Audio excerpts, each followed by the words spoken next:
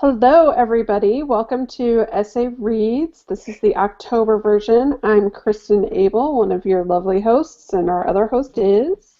Hi, everybody. It's Lisa, and I just must say I'm excited that we're doing an October essay reads in October. I really think we've redeemed ourselves this month. We're doing all sorts of good stuff. So I hmm just want to point out that I'm doing this despite the fact that my team is in the World Series tonight, and so I might be checking my phone for updates. I apologize, but I'm pretty excited. So, if there's Even any though like I've loud cheering happening, if Kristen like all of a sudden right, starts going crazy, we'll know why. Okay. and I'm not normally a huge baseball fan, but hello, it's my city's team in the World Series, which And hasn't I happened also, since 1985. Kristen, that's about as long as I've been alive. Yeah, okay. Shush, shush, shush, shush, shush. Sorry. All those youngins. Kids these days. Right, exactly. Should I get off Okay, your lawn? right. So tonight we're discussing the book I Am Malala. I Am Malala. Trying to put it up so you can I actually know. see the title. There we go. Okay. And Yep. lots of good stuff. So we're going to discuss that, and then we're going to take a little time at the end to talk about what we're reading and all that sort of good stuff. hmm So, Lisa, why don't we start with you? Impressions of the book overall. What did you think? Sure. And I will say I also just tweeted out the link so you can follow us live. And also, as always, you can chat with us on Twitter, hashtag essay read. So please feel free to tweet in, chat in some of your comments, questions, feedback to us as well. Overall impressions, I was impressed by this book. My impression is I was impressed. It is a slap in the face about privilege. It is a slap in the face about freedom and a lot of things that I take for granted. A lot of emotional whiplash, I think, reading this book, just to realize, I made a note earlier when I was talking about it. She writes and talks about things with such a respect and such a reverence and such a sense of awe about things that I take for granted and things that I often complain about, like work and school and freedom and going places and doing things that we very often take for granted. Like just earlier, I was stepping outside of my house, and the fact that I can do that with little to no fear, and the fact that I was complaining earlier about having to read a textbook for the course that I'm taking, and the fact that I'm doing the course online, like all of these things that are so minute to me are so awe-inspiring to her. So there was that piece, just the shock of privilege, I suppose, is the best way to put it. Um, and also just hers as a person. She is such a courageous and infinitely wise individual for someone so young. You read through it and you're like, I'll never be that articulate. I'll never be that wise and that brave and courageous. There's a very wise soul in a very young body there, and there's a lot to learn and a lot to take in, and I feel like I need to read it again to really absorb it, because it's a fascinating story. So as much as you want to dig deep into it, I found myself doing what I do with a lot of good books and really just trying to, like, what happened? I want to know more. I want to know what happened. So it's one of those books where you read it once to get the gist and get sort of shocked by that privilege, and then you read it again to kind of dig a little bit more deeply into a few things, I think. Yeah, I think so. I read this on two different levels. So there's one level that's really learning the history and the culture and those pieces. Mhm. And that part of me was just like in awe of this book, right? Mhm. And in awe of the fact that this is a, what, 16-year-old, 17-year-old now writing this Yeah. book. Yeah. And so, you know, there's that part of me. The other part of me is the literature snob, which I'm sorry, that's just a part of me. And I admit that there were times where I was like, oh, this could have been better written here or there. But I Yeah. think I think what that really says to me is that she really had a very strong voice in this book. She is Mhm. 16. It shouldn't be that well written. Yeah. Like Yeah. it was very authentically um, a 16-year-old's story. Mhm. And Um, that's always interesting with the co-author too. Like there is someone else right, that's writing with her, but I like what you said that that person wasn't overshadowing her voice. Like right. maybe just help. It could have been just helping her with some of the English, let alone. the message and the style, but her voice was really there. And the part that I really would have liked to have seen more, like, there's a few little anecdotes in the book where, like, there's one where she talks about how she got into stealing as a child, or because at that point it was the perfect point in the book because I'm like, really, she doesn't do anything wrong. She never does anything wrong. Mm-hmm. What is going on here? And then she injects this little anecdote, and I'm like, okay, I feel a little bit better. Okay. Yeah. Or she talks about, there's a little thing where she's talking about reading Twilight, Yes, and I'm like, yeah. It was just those, I would have liked to have seen a few more of those little glimpses into her day-to-day life, Mm-hmm. just to make it a little bit more real, I think, for all of us, because it is unreal. I mean, the Yes. story is unreal. Yeah. And yet it's so very real. Yeah, and that's actually what's fascinating. And she brings up, I was actually thinking of that, she brings up Twilight a couple of times. And it's funny because we know how I feel about Twilight as a literary series and series of movies. Moving on. But what I loved about that is, like, she brought it up and she's like, me and my best friend wanted to be vampires and we were reading it. And it's like you said, the juxtaposition between the unreal and the real. Like, she is like so many people and so many tweens and teens who are, fascinated by that book and, are excited by it. But at the same time, what she's going through and the way she thinks and how she approaches things.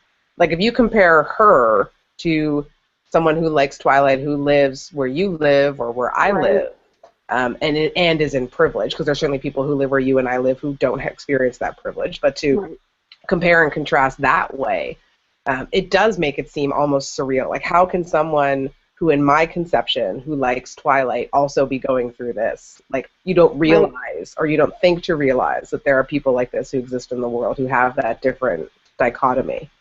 Exactly. And I think, I mean, like I said, there's a lot of history in the book. Mm-hmm. You absolutely have to have that, because for those of us who are in a totally different world, which we are, to have that background and to understand, I mean, you can't even begin to comprehend where she's coming from until you have that background and you have that history there.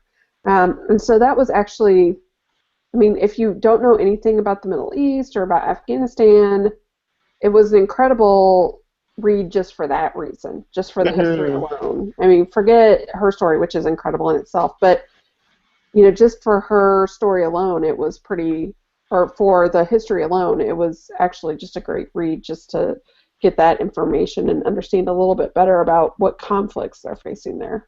Yeah, and probably necessary to really ground it. What I liked about it is it wasn't meant to be overly dramatic. Like, here's a dramatic retelling, a Shakespearean retelling of the history. Like, it actually served a purpose to talk about the history, because it sort of led to, this is why things are the way they are.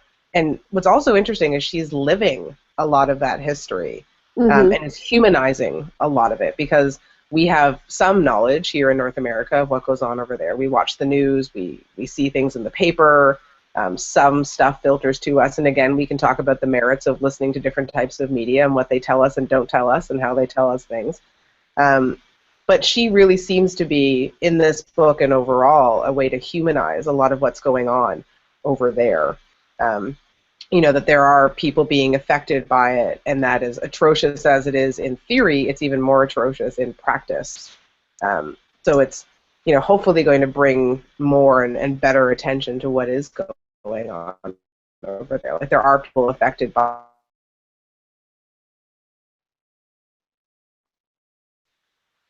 I think we are having some technical difficulties. Are you still there, Lisa? I'm still there. You're freezing up a little bit, but I figured that was just as a dramatic pause.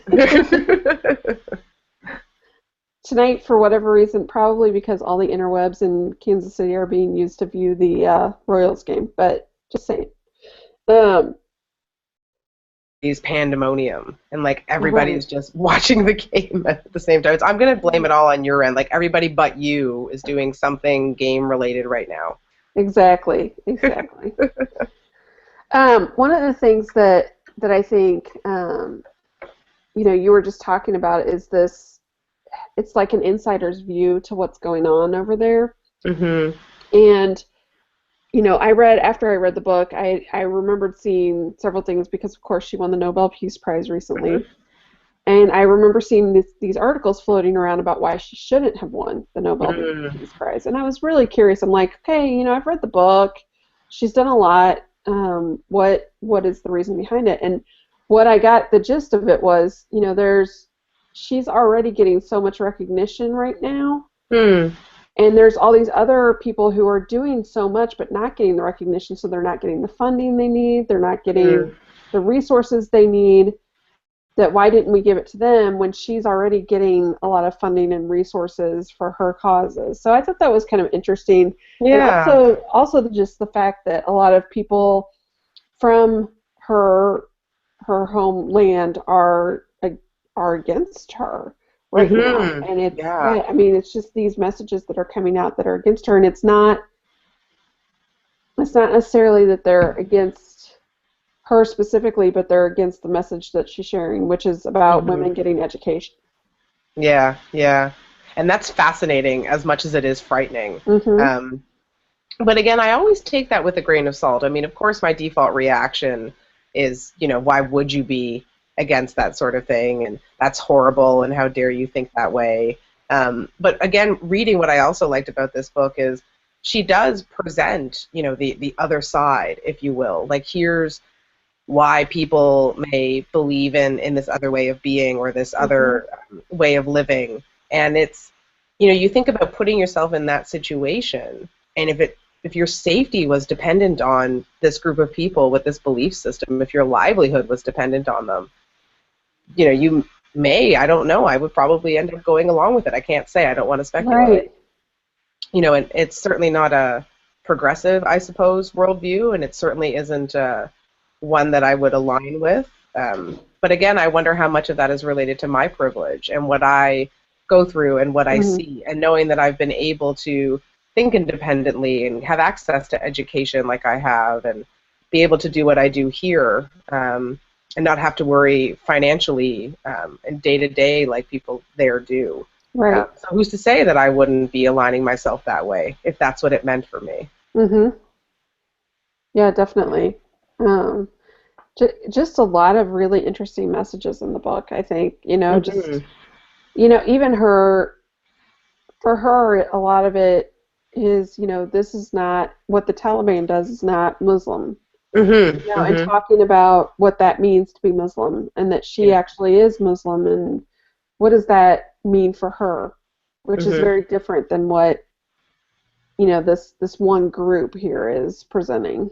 Yeah, and that's so poignant now more than ever. I mean, I know and a lot of our viewers know what's happened in Canada just recently, in our nation's capital, and the same sort of thing came up again. How easy it is to ascribe blame to a group of people. We need that out group, and everyone remotely associated.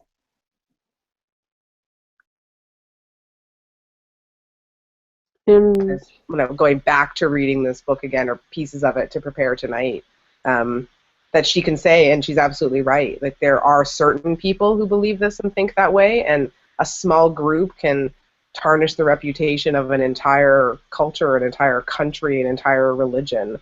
And I appreciate that balanced perspective that she brings. She never comes out and seems to be hateful or vengeful or spiteful. She comes at it from a very polite, almost, which there were parts of me in, reading part of it. Do you get angry? Like, going back to your thing about flaws, like, aren't you pissed? It doesn't suck. You were shot in the head. They shot you, yes. Yeah. Aren't you angry? But she just seems to have a wisdom to think about that in a way that is not selfish, because I think the anger and the vengefulness would be a very selfish way to deal with it. Not to say she wasn't sad about it. You can certainly tell in the book that she was depressed, but she never tried to lash out. She was always thinking about others. And even when she was thinking about herself, she was thinking about others, which is a great lesson. Right, definitely. I'm making a face right now because there was something that you said that struck something in me, and I'm like, oh, I want to talk about that, and now I can't. Happens all the time. I'm just inspiring like that, Kristen. You are. That's what I do. Oh, one thing that I thought was really interesting is, when I try to keep up with the news over there, I feel a little muddled, Mm. right? Like it's Mhm. hard to follow. Like Mhm. who's the good guys here, who's not? Not that I think Yeah. in these simplistic terms, but in a Yeah. sense, you're trying to figure out what's going on here. And it was incredible to me to read her account of it. It's like they can't really even tell who's doing Yeah. what. Yeah. So many times it's their own army that they're mistrusting, Oh and yeah. with good reason, it sounds like. But it's just this muddle over, in her homeland, and I just can't imagine. I think we have a lot of that here too, and we assume that it's just us that mistrust our government and that other people Mhm. blindly follow their governments. Mhm. And I think it was really fascinating to see that this other perspective. Yeah, and actually, when I was reading through this again, there was a part where I think it was her father, or maybe it was even her, who said, when we were under the Taliban, we were safe, and now that they're gone, we're not safe anymore. Right, I remember reading that, like exactly what you said, like how fascinating that they got a lot of their foothold in response to such a corrupt army, or a seemingly corrupt army, of course. Um, and that they were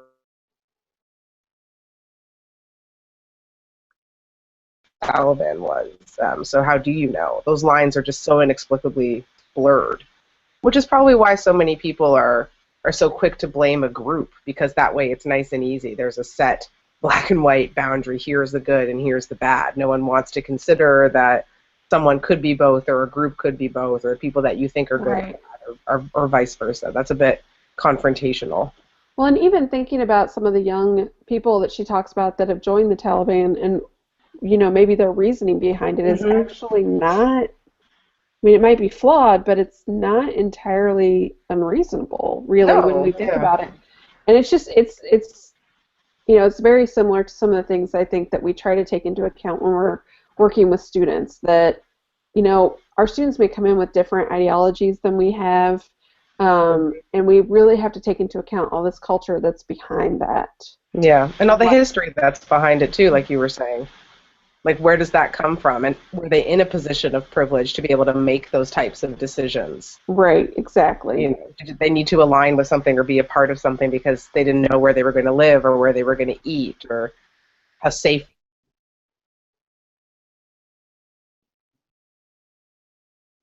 Every time Kristen freezes, I'm thinking it's like, did someone score? Well, no, I think you freeze at the same time that I freeze, so it's Oh, kind of geez. awesome. Something's happening in the sports ball tournament. Right, exactly. Everybody's getting excited. Are they? So, what game are they playing right now? Actually, this This is is like. game 7. This is the last game. So, So, and then if they win this, they go to the big thing. no, if they win this, this is the big thing. Oh, this is the big thing. Yes. Oh, why did we Yes. pick tonight? We really need to work on our Well, timing. okay, let's be honest. When we picked tonight, the Royals were a far cry from the World Series, Fair which is enough. why I'm Okay. so excited about them, actually. Oh, well, my So, fingers, and I'm coincidentally also wearing blue this evening, so yay! it's like I knew. I It's know. like I knew. I know. I have my Royals gear on, so. Nice. Yeah, I'm looking at some of my quotes and things that I had written. See if there was anything else that I wanted to share or gush about in relation to the book. Um, I don't know. I mean, a lot of it again is just about privilege. There were so many times I was smacked in the face by privilege reading this book. Hmm. Um, what did you think about the part where she saw the very very poor children? And that's also interesting. The definition of poor and how expansive that is there. Like Right. we would consider her to be poor, but she saw those street children who were rooting through the garbage, and to her they were poor. Right. That's fascinating. Did you remember that part in the book? And she was talking about wanting to help them. Yes. And what That I was thought one was, of the parts where I was like, this is too good to be true. Like, she's yeah, too good to be true at yeah. times. But what I liked is I think she was talking about, and her father said to her, she wanted to help them and like have them Hmm. go to the school because her thing is education cures everything, which I don't necessarily disagree with. Um, but she talked about her father saying, but these children who are rooting through the garbage are actually the breadwinners of their family. So if they ended up going to school, their Right. family wouldn't have any money. And I sat there for a minute like, huh. There was smoke coming out from how blown my Right. mind was just thinking of that. What position those children must be in, and actually it speaks a lot to our students, both in Canada and in the States, why many of the students we don't see or don't see as Exactly. much of, or see and then don't see again. Right. Because they Exactly. also have to make that choice. I have to admit, like as soon as she started talking about oh, they need to be able to go to school and all this. And the first thought that crossed my mind was, well, but this may be how they live. Mm-hmm. Like, Mm-hmm. and I think, one of the things that sometimes I think we do to a fault is encourage students to higher education. Mm-hmm. And not that they don't need more education, and not that I'm not a proponent of higher education, but I think that, we've got that Maslow's hierarchy of needs, right? Mm-hmm. And we need to think about how is this really serving them? Yeah. Is it going to put them into more debt? Is it Mm-hmm. going to, because once, I remember having a conversation with a student one time who really all he wanted to do was play music. Yeah. And I'm like,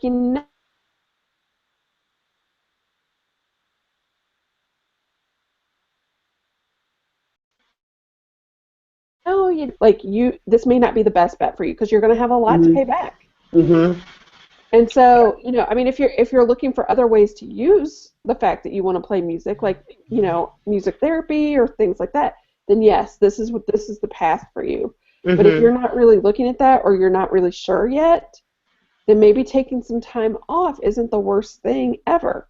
And Yeah. so, I mean, I think that we get so focused on what, I mean, especially in the U.S., as far as what our state governments are doing to to provide funding. You have to show results. You have to show that you have students graduating. Mm-hmm. You have to show that you're retaining students. Yeah. And sorry, I have a child in the room again. No, I'm thinking Um, like, every time you look over, I'm like, was that a home run? Oh, see, I know what it is. It's a no, home run. it's a child. What's up? I'm using it. I'm sorry. Sorry about that interruption. He wanted the computer cord, not me, of course. Of course, of course. Welcome to my life. But I do think that there's, some revelation in there that, you know, yes, we want further education for everybody, right? Mhm.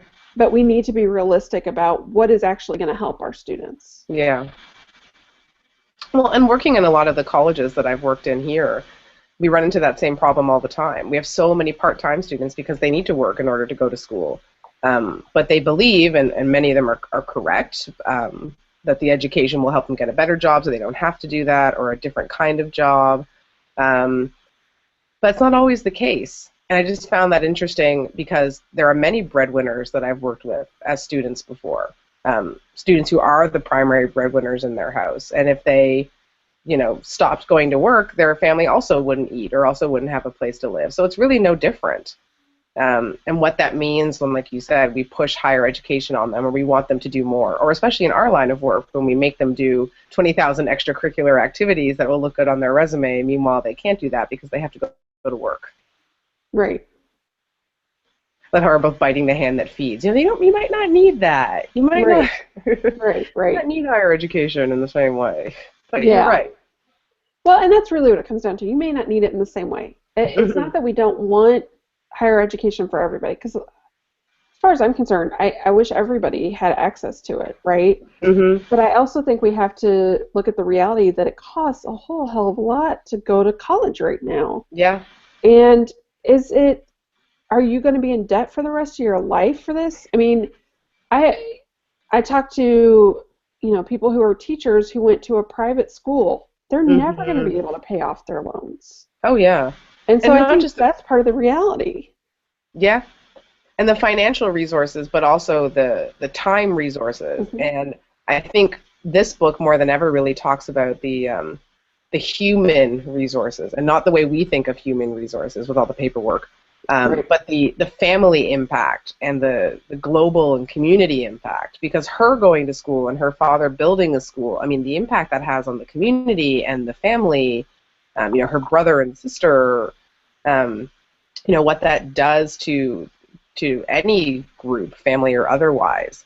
And it's much more obvious in her reality than it necessarily is in ours. Like I saw less of my brother when I was living out of province to go to school, but that's very different from what it means for her, and a very different dynamic just in terms of brother and sister. Like my brother over there could do whatever he wanted in terms of school, and I love the part where she's talking about her brother's complaining about going to school, and she's chastising him like, I wish I could go. Right, exactly. And how we're always looking for reasons not to go, and she was risking everything to go.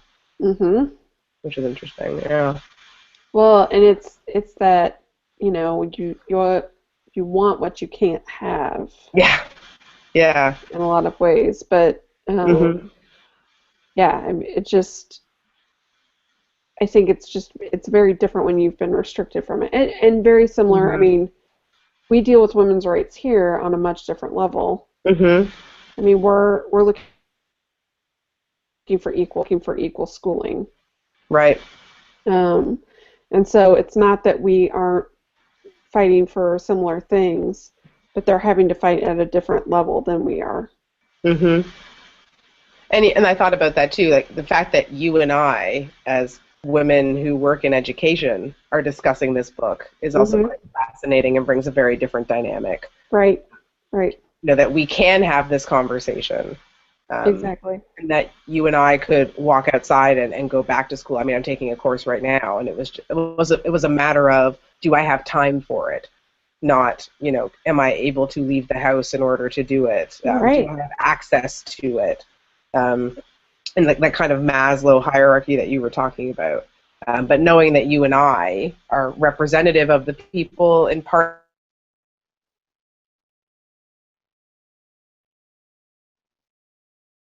that we would be living that same reality. And it doesn't take much. It's sort of those accidents of birth that we're not living that reality. And that's the only reason we're not, realistically. Right. Exactly.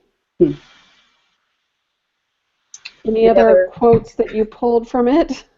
Stop it! Get out of my head. I'm not sure, really. I mean, we can certainly touch on her telling of the actual incident, the shooting itself. Right. Frightening, and the way she tells it is almost so matter of fact. Like it's this is what happened. I mean, she does talk about her feeling and how she felt and the emotional reaction to it. But I was thinking about when she was saying she was sitting next to one of her best friends, and that a bullet sort of went through her friend and into her, into her and then into her best friend.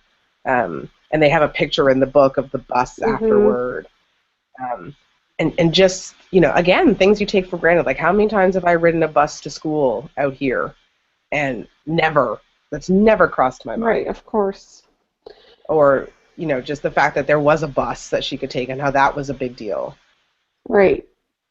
And I think, I mean, she has a lot of memory loss around the incident itself, which I think is, one of the things that struck me is there's no fear in what she's talking about, and I think I struggled with that a little bit in reading the book. I'm like, surely, you see a man with a gun on your bus, you're afraid. You've been talking. Right. And she does talk about fear through a lot of the rest of the book, about how she was afraid she would hear steps behind her and be nervous about that. She was nervous that they might throw acid on her face, different things like that. But I think she truly just doesn't remember enough about the incident to really relay her emotions around it. And so that was interesting to read. And I think the recovery part of it was almost as interesting as the incident itself, because they struggled. They moved her around from place to place, and her parents really had no say in what was going on. It was the government was getting involved, and just all sorts of things like that. Yeah, so, and how they couldn't even get to her at one point. Yeah. And I mean, I could just imagine if that had happened to me, my mother would have started like walking between countries. Right. That would not have been an issue for her. But yeah, and also just the culture shock that she experienced when she ended up in the hospital in London. And again, not necessarily things that we take for granted, but just more things we don't necessarily notice. Like she was watching TV and seeing women with less clothing on, or Right. Bend it like Beckham. yeah, yes, that's what it was. Thank you. Yeah, and how not frightened, I suppose is the wrong word, but just how off-put she was by it. Yeah. She was like, they're not wearing enough clothes. They're playing soccer in their sports bras. Yeah. And interesting how I think initially you could see that as, oh, that's such backwards thinking and that's so this or whatever, and look at it negatively. But also there's an interesting perspective there, an interesting counter perspective that modesty is not necessarily a negative or backwards way of thinking. I mean, certainly the level of modesty and the level of I'm not sure what the word is, but the level that the Taliban and the government there was pushing for could perhaps be bordering on infringement of freedoms. But having a penchant toward modesty is not necessarily a negative or backwards thing. Right. So kind of what you were talking about before, we have all these students with all of these stories, and if we come from one perspective, we see some of it as backwards when it's really just what they know and what they believe to be true. Right, right. Well, and I think, I remember I took a class in college in my women's studies degree that was women in Islam. Mm-hmm. And I remember at the time going into the class thinking, well, this will be interesting. We're going to talk about how unprogressive they are because they wear the veil and everything. Right. And I remember my teacher saying at one point, my professor saying, like, that provides them with so much freedom.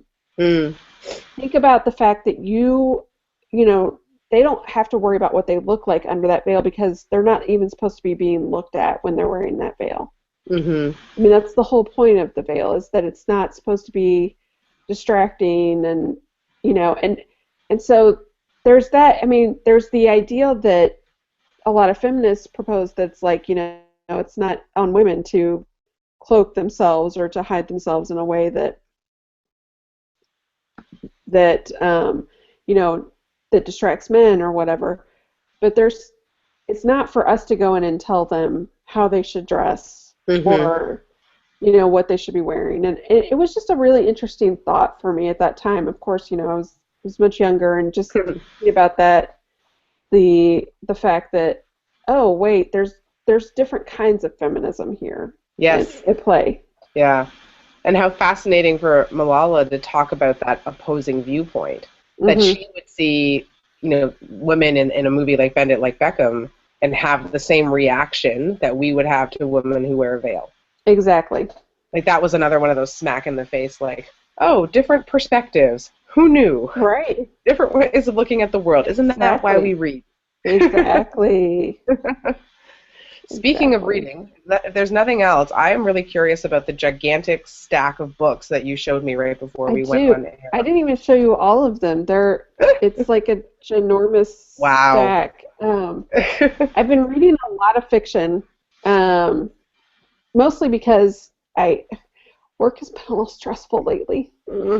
So when work gets stressful, I read lots of fiction so I can escape, which is good. But one of the books I read was Sweet Frances. Okay.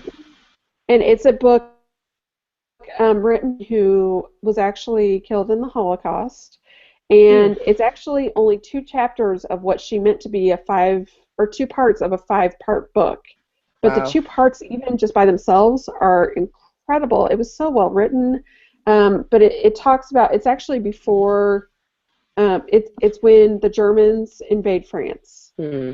And so it's that initial invasion of France, and so the first part is the night of the invasion and how everybody flees the city, and then the second part is life in a French, kind of a small village, with for the people in that village who are living right alongside German soldiers. Wow! And so it's incredibly well written. It's beautiful. It's sad. I go through stages where I read lots of historical fiction, and this was a glimpse into World War II that I just had not seen before. You see a lot of fiction about the Holocaust itself, about Jewish in the Holocaust.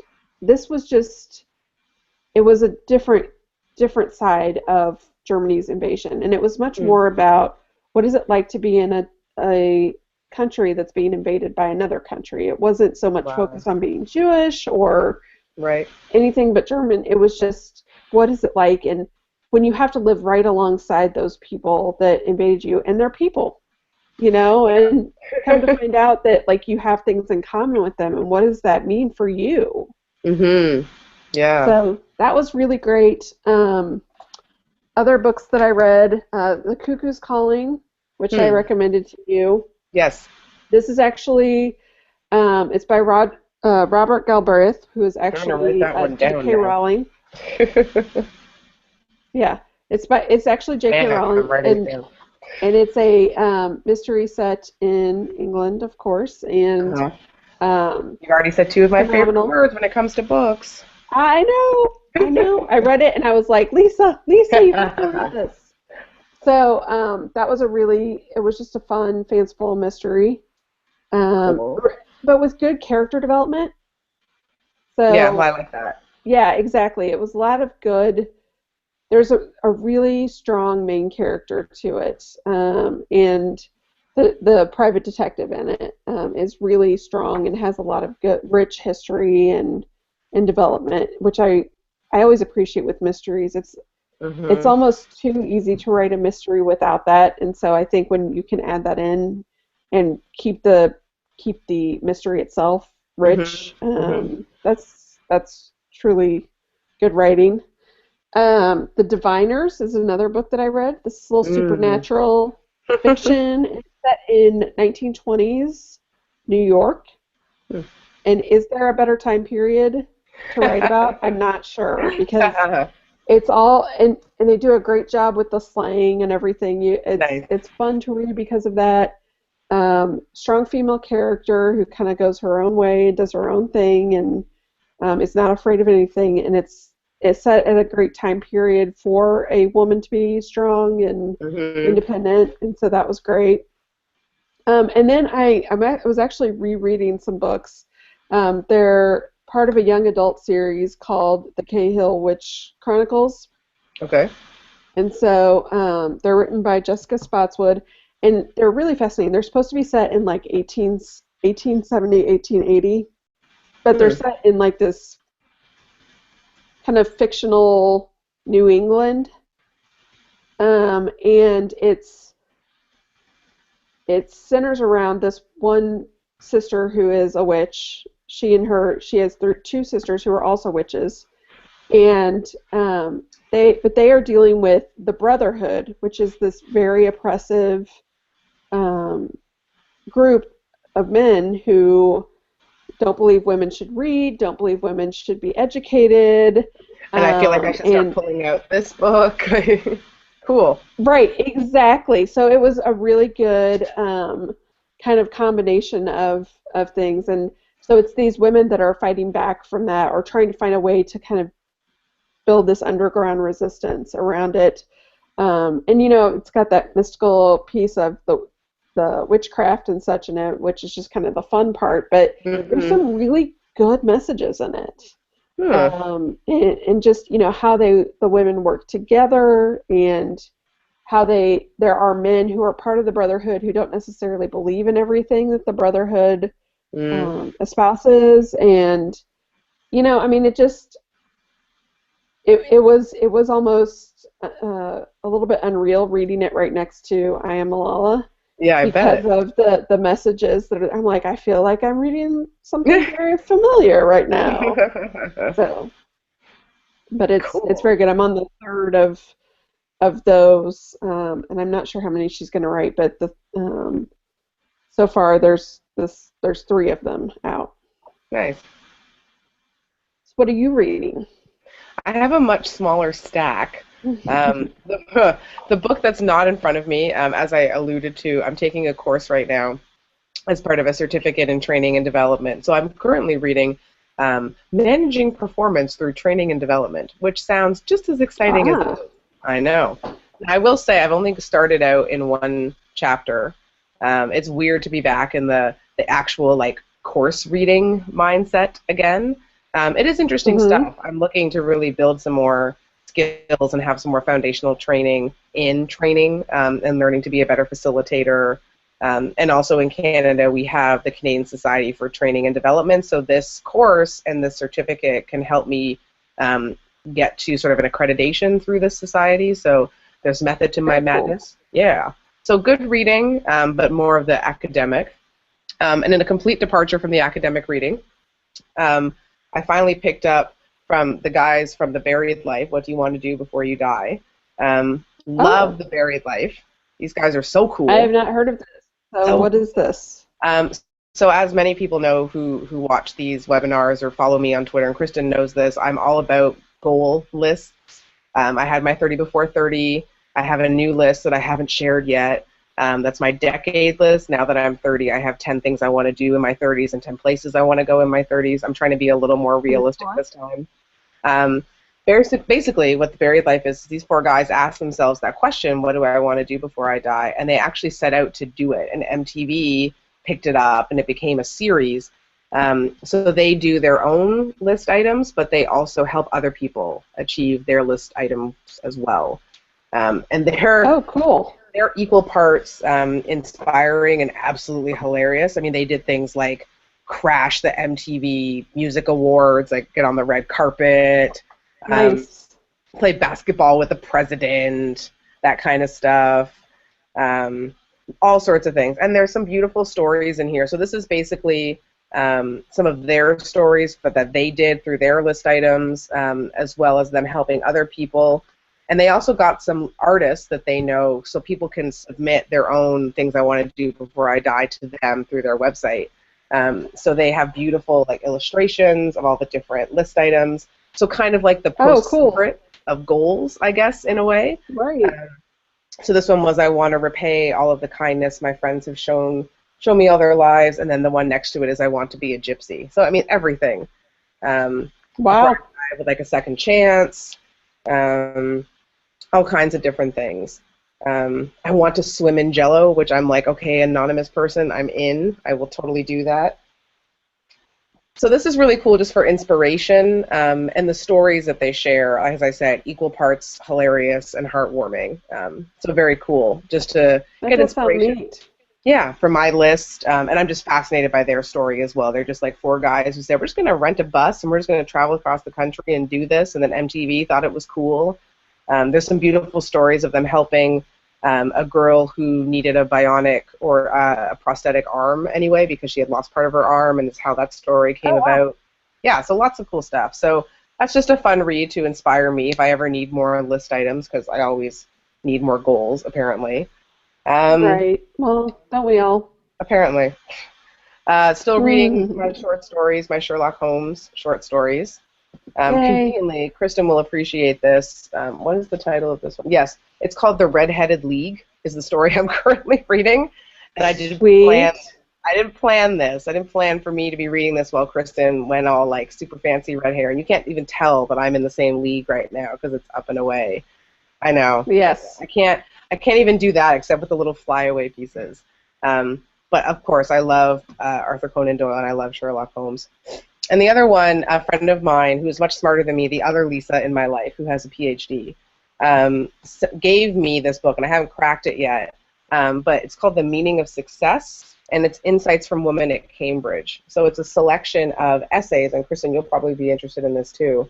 Yeah. It's different women, different job titles at Cambridge. So some are professors, some are admin, and just talking about what success means to them. So of course, I'm excited about this for a number of different reasons. Not the shortest of which being it's about different versions of success.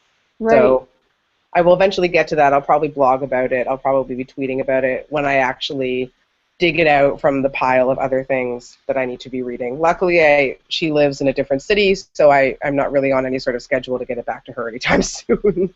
Well, that's good news. Uh-huh. Yeah, that's my short pile. It's a tiny pile this month.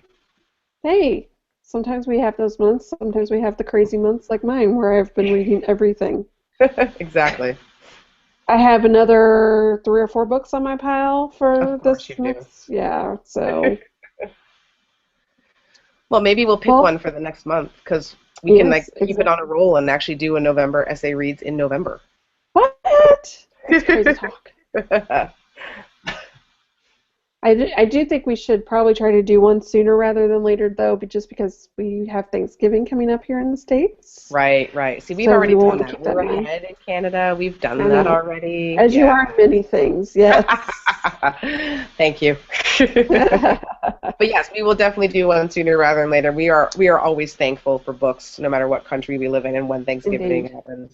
Um, so as always, I guess if you have any book suggestions, essay reads, friends and fans, please tweet them to us, or else it'll just be Kristen and I picking through our piles, which we are happy to do. But We our certainly have tastes are large not enough always piles, yours. yes. Exactly. Exactly. So if you've got your own pile on your nightstand or in my case, it's on my living room coffee table and also on my nightstand and also on the kitchen table. Anyway, so Right.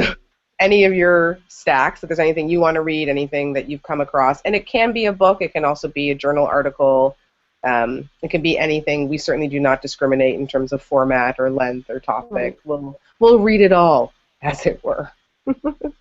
Pretty much Hmm. anything. Yep. Catalogs, Yeah.